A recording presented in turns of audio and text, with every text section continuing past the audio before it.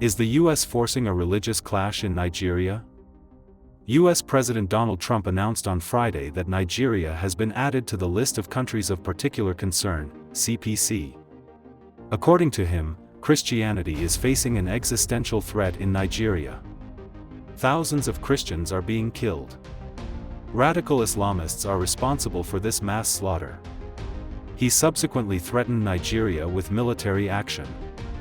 For starters, when a country is designated a CPC, it means the U.S. government considers it responsible for particularly severe violations of religious freedom, such as torture, prolonged detention without trial, forced disappearances, or other grave abuses.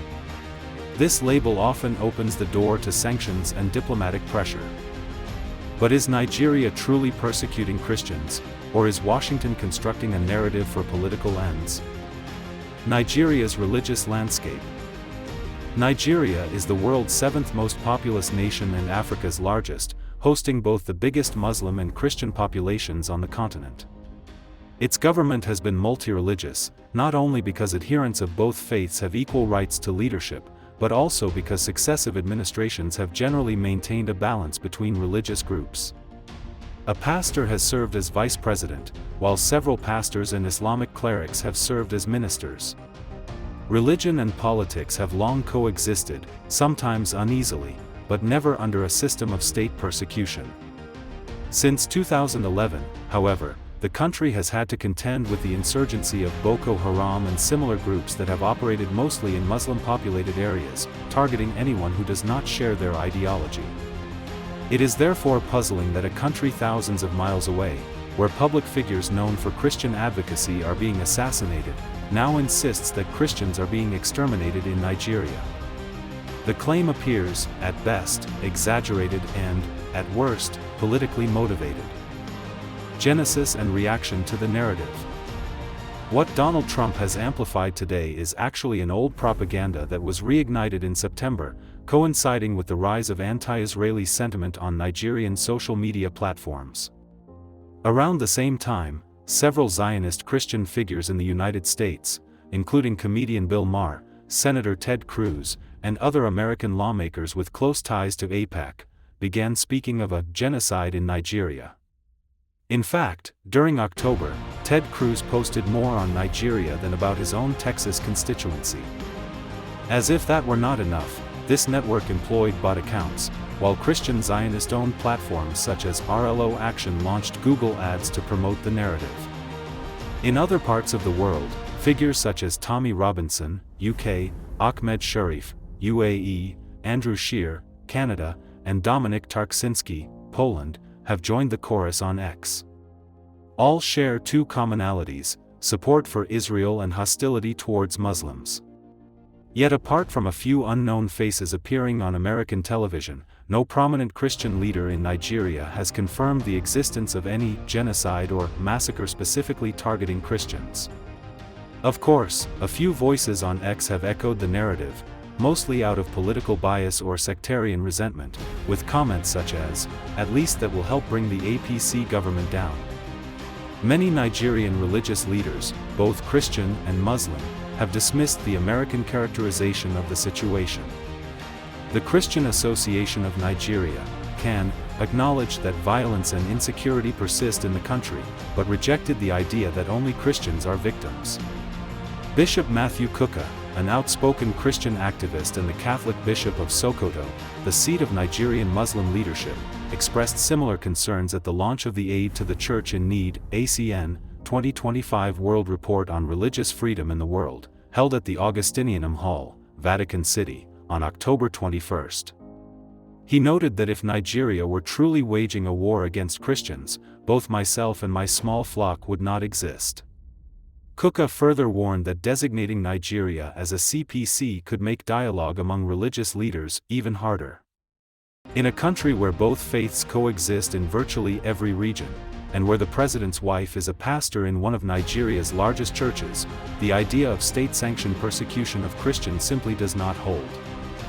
The reality of violence in Nigeria. There is no denying that people who identify as Christians suffer in Nigeria, but their suffering is no worse than that of their Muslim counterparts. Nigeria continues to grapple with terrorism, banditry, and farmer-herder conflicts, all of which have complex ethnic, economic, and environmental roots. In the country's central regions, disputes often arise between largely Christian farmers and mostly Muslim herders. These conflicts are frequently misrepresented as religious wars, even though they are driven more by land competition and insecurity than by theology. To call such clashes a campaign of genocide against Christians is to ignore their deeper causes and to risk inflaming existing tensions. America's selective outrage. The American right wing's portrayal of Nigeria as a battlefield between radical Islamists and persecuted Christians seems designed to serve its own agenda.